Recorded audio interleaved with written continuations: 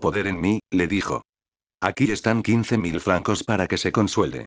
Puso el dinero en una mesa y se marchó, mientras la condesa rabiaba y juraba vengarse.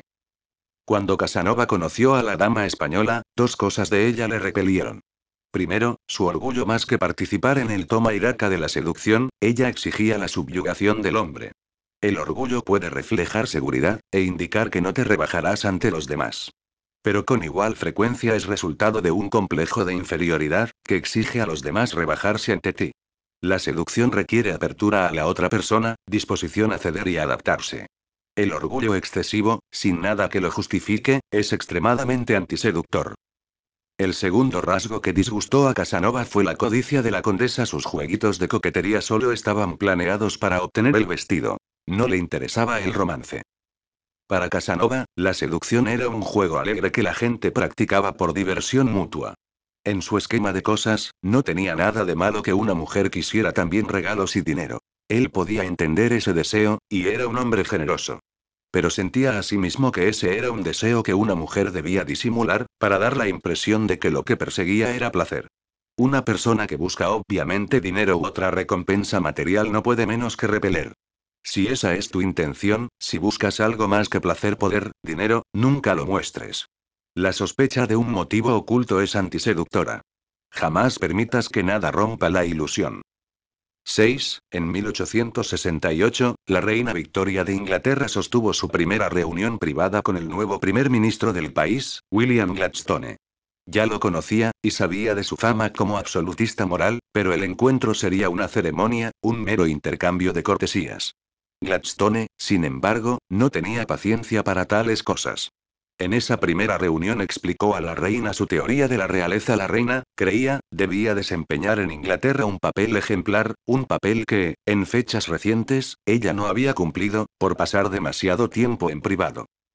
Este sermón sentó un mal precedente, y las cosas no hicieron más que empeorar. Pronto recibió cartas de Gladstone, en las que éste abundaba en el tema.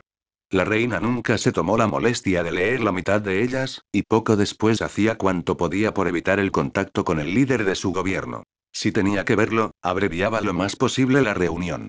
Con ese fin, jamás le permitía sentarse en su presencia, esperando que un hombre de su edad se cansara pronto y se fuese. Porque una vez que se explayaba en un tema caro a su corazón, no reparaba en la mirada de desinterés de la otra persona, o en sus lágrimas de tanto bostezar. Sus memorándums sobre los asuntos aún más simples debían ser traducidos a términos sencillos para la reina por uno de sus asistentes. Pero lo peor de todo era que Gladstone reñía con ella, y sus discusiones lograban hacer que se sintiera tonta. La reina aprendió pronto a sentir con la cabeza y a dar la impresión de estar de acuerdo con todo argumento abstracto que él intentara exponer. En una carta a su secretario, refiriéndose a sí misma en tercera persona, Victoria escribió: en la actitud de Gladstone, ella sentía siempre una autoritaria obstinación y arrogancia, que nunca había experimentado en nadie más, y que consideraba de lo más desagradable. Al paso de los años, ese sentimiento se convirtió en un indeclinable odio. Como líder del Partido Liberal, Gladstone tenía una némesis: Benjamin Disraeli, líder del Partido Conservador. Lo consideraba amoral, un judío diabólico. En una sesión del Parlamento, Gladstone arremetió contra su adversario, anotándose un punto tras otro mientras describía a dónde llevarían las medidas de su rival. Enojándose conforme avanzaba, como solía ocurrir cuando hablaba de Disraeli, golpeó con tal fuerza el estrado que plumas y hojas salieron volando. Entretanto, Disraeli parecía semidormido. Cuando Gladstone terminó, aquel abrió los ojos, se puso de pie y se acercó tranquilamente al estrado. El correcto y honorable caballero, dijo, ha hablado con mucha pasión, mucha elocuencia y mucha violencia. Tras una larga pausa, continuó: pero el daño no es irreparable, y procedió a recoger todo lo que se había caído del estrado, y a ponerlo nuevamente en su lugar. El discurso que siguió fue más magistral aún por su sereno e irónico contraste con el de Gladstone. Los miembros del Parlamento quedaron fascinados, y todos coincidieron en que Disraeli había ganado el día. Si Disraeli era el consumado seductor y encantador social, Gladstone era el antiseductor. Claro que tenía partidarios, en su mayoría entre los elementos más puritanos de la sociedad. Derrotó 2 veces a Disraeli en una elección general. Pero le era difícil extender su atractivo más allá del círculo de sus fieles. A las mujeres en particular les parecía insufrible. Desde luego que ellas no votaban entonces, así que eran un lastre político menor. Pero Gladstone no tenía paciencia para el punto de vista femenino. Una mujer, creía, tenía que aprender a ver las cosas como un hombre, y su propósito en la vida era educar a quienes consideraba irracionales y abandonados por Dios. No pasó mucho tiempo antes de que Gladstone colmara los nervios de todos.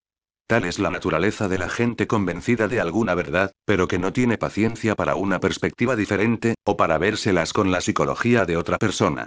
Este tipo de antiseductor es abusador, y a corto plazo suele conseguir lo que desea, en particular entre los menos agresivos.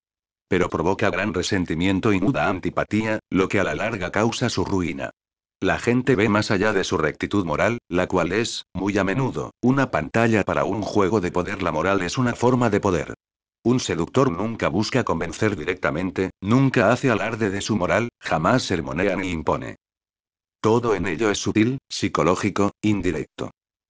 Símbolo: el cangrejo. En un mundo hostil, el cangrejo sobrevive gracias a la dureza de su concha, al amago de sus tenazas y a que cava en la arena. Nadie se atreve a acercarse demasiado. Pero no puede sorprender a su enemigo y tiene poca movilidad. Su fortaleza defensiva es su suprema limitación. Usos de la antiseducción.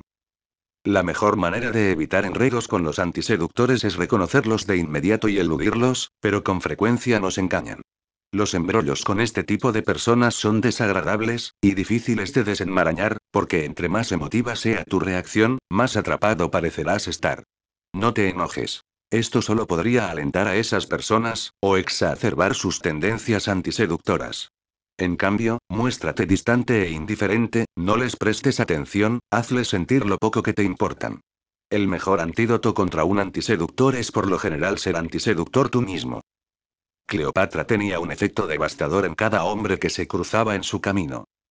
Octavio, el futuro emperador Augusto, quien derrotaría y destruiría a Marco Antonio, amante de Cleopatra, conocía muy bien su poder, y se defendió siendo siempre muy amable con ella, cortés al extremo, pero sin exhibir nunca la menor emoción, ya fuera interés o disgusto. En otras palabras, la trató como a cualquier otra mujer. Ante esa fachada, ella no pudo hincarle el diente. Octavio hizo de la antiseducción su defensa contra la mujer más irresistible de la historia. Recuerda, la seducción es un juego de atención, de llenar poco a poco con tu presencia la mente de la otra persona. La distancia y la desatención producirán el efecto opuesto, y pueden usarse como táctica en caso necesario. Por último, si en verdad deseas antiseducir, sencillamente finge los rasgos enlistados al principio de este capítulo. Fastidia. Habla mucho, sobre todo de ti mismo. Vístete al revés de como le gusta a la otra persona. No prestes atención a los detalles. Sofoca, etc. Una advertencia con el locuaz: nunca discutas demasiado. Las palabras solo atizarán el fuego. Adopta la estrategia de la reina Victoria: asiente, da la impresión de estar de acuerdo y halla luego una excusa para interrumpir la conversación. Esta es la única defensa posible.